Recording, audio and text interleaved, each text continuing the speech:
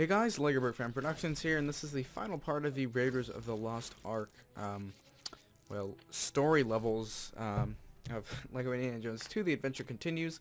Eventually, I'll come back and do all the extra stuff and whatnot, but for now I'm just going through and doing all the levels first. So all you've got to do is build that up, and then you just hop right onto that boat there, and it'll start a cutscene. And as a matter of fact, when you see the boat again, that little orange thing you may have saw when I jumped on, if you jump into that, that's a bonus level. So that's cool. Yep, and that's a way of explaining it, I guess.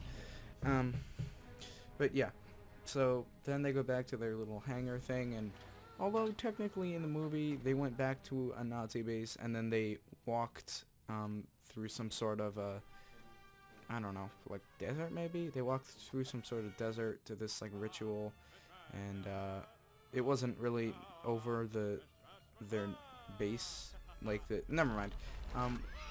Like the thing it shows on the map, but the map combines a lot of stuff, and I appreciate that. It's really cool.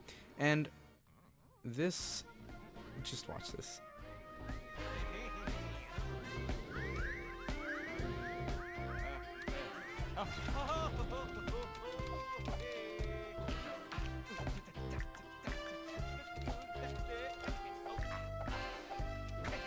That right there is how LEGO video games should always be.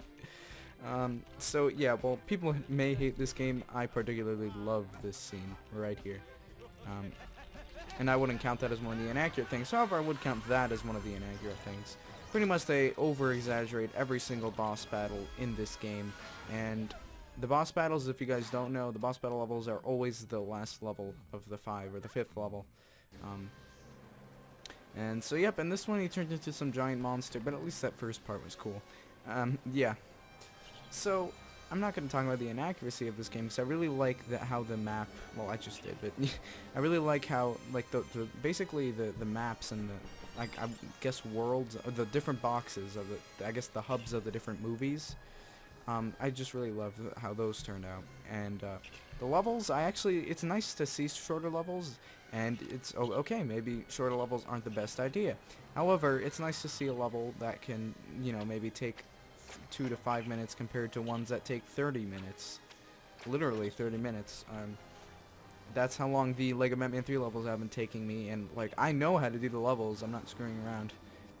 So I mean, it's nice to see a little variation, and okay, it clearly didn't work out. It's just, okay, they don't have to use it again. However, there are definitely certain features of this game which make it worth buying, so yeah. This is probably the millionth time you've probably heard me reference it being terrible, so you're probably wondering why I continue to talk about why it's sort of good, but then it's bad, because I really like it. So, if you are like, if it sounds like I'm contradicting myself, I'm not. I love this game. It's still my favorite game. Now, had this been like a Star Wars game, I probably wouldn't give a crap because it's Star Wars, and I mean, that will be a very interesting setup for a Star Wars game. And I really love Indiana Jones. Like I said in the previous video, it's my favorite LEGO theme besides LEGO Batman. So yeah. And yeah, when I say LEGO Batman, I mean like all LEGO Batman sets, not like just technically the LEGO Batman line. But yeah, I believe the LEGO Indiana Jones line ran from 2008 to 2009, so yeah, it didn't run for that long, but there were definitely lots of sets put out there in those 2 years. There was a lot of sets, and I mean, I hope they end up making more, and you're probably going, well, why? Well, you know, I don't know. It just seems like there would be a reason, and oh my gosh, this level's almost over. And so yeah, I mean, I've just been sort of talking over it, but it's really self-explanatory what you have to do. You just have to get these lasers and deflect his lasers back at him to destroy him, which, I don't know, that doesn't make the most sense to me. But yeah, and in this case, if you guys notice how in the previous level when I got the 2 horses, they wouldn't stay. In this case, the other person will stay on that button, so don't worry about it. And then he's reduced to nothing. And it'd be cool to see that version of Belloq put in LEGO, but I really just want them to make a normal, like, white suit version that you would use for the normal one, because obviously you wouldn't use the one with that weird, like, hat, and the disco ball's still out. So yeah. Like, the only LEGO elements in this entire scene. Oh, I love this scene, though.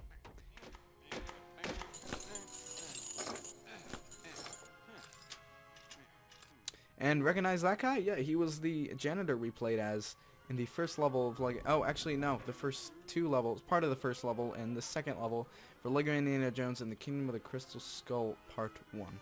So that's cool that they included him. But that's it, and I love this ending, and he was actually humming it. You guys probably couldn't hear that. 15.7%. And now we've unlocked the Temple of Doom. Anyway, guys, thank you for watching. This is LEGO Brick Fan Productions, signing out.